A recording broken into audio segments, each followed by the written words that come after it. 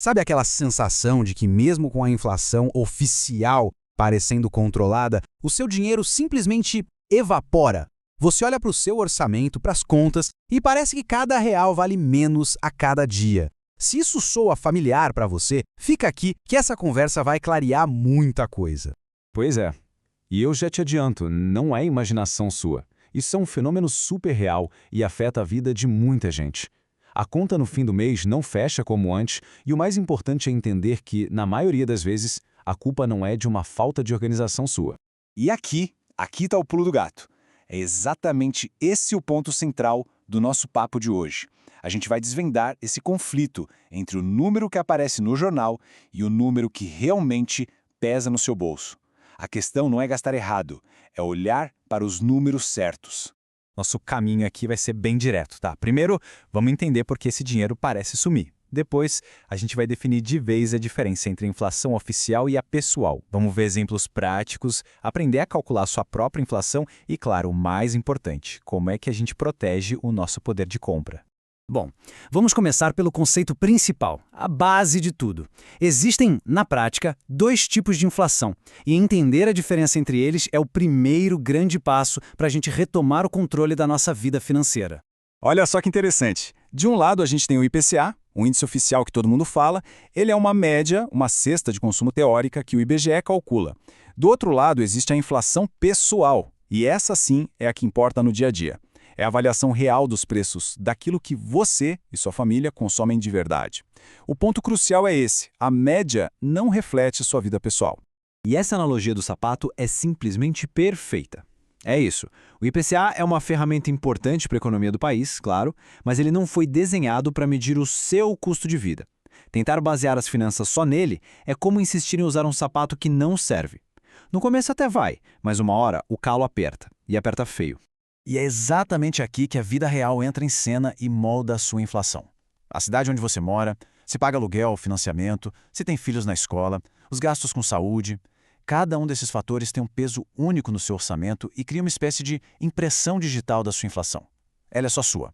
Certo, a teoria já ficou clara, né? Agora vamos ver como essa diferença funciona no mundo real, onde os boletos chegam e o dinheiro de fato sai da conta.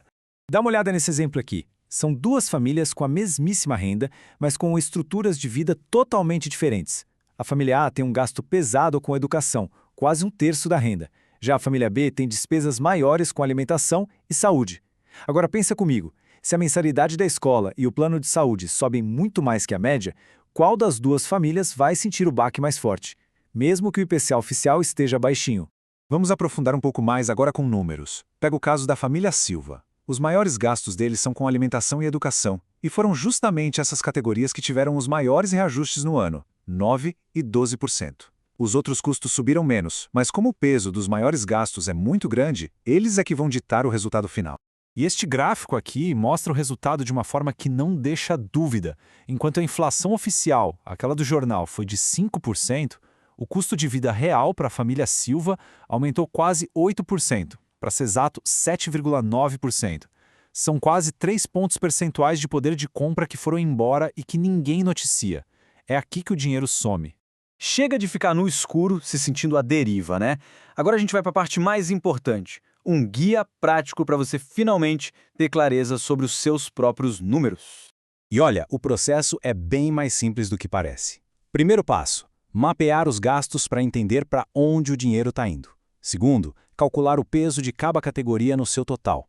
Terceiro, e muito importante, pesquisar os aumentos reais dos seus custos, como o reajuste do aluguel pelo IGPM ou do plano de saúde. E por fim, é só calcular sua inflação e comparar com o número oficial. E um recado fundamental, não precisa ser um cálculo com precisão de centavos, tá? O grande objetivo aqui é ganhar clareza. É como acender uma luz num quarto escuro. Esse exercício vai te mostrar exatamente de onde vem a maior pressão no seu orçamento. E só essa clareza já é uma ferramenta poderosíssima.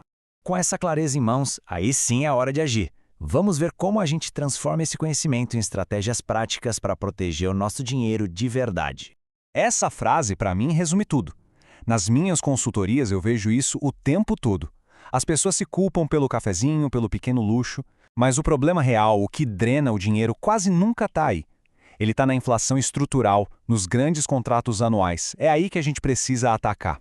Então vamos lá, ações diretas. Renegocie tudo que for um contrato recorrente. Internet, seguro, TV a cabo. Reavalie o custo-benefício das suas maiores despesas. Será que aquela escola ainda vale a pena? O plano de saúde? Busque ativamente aumentar sua renda para superar a sua inflação. E pelo amor de Deus, invista seu dinheiro para ter ganhos reais, coisa que a poupança, na maioria das vezes, não vai te dar.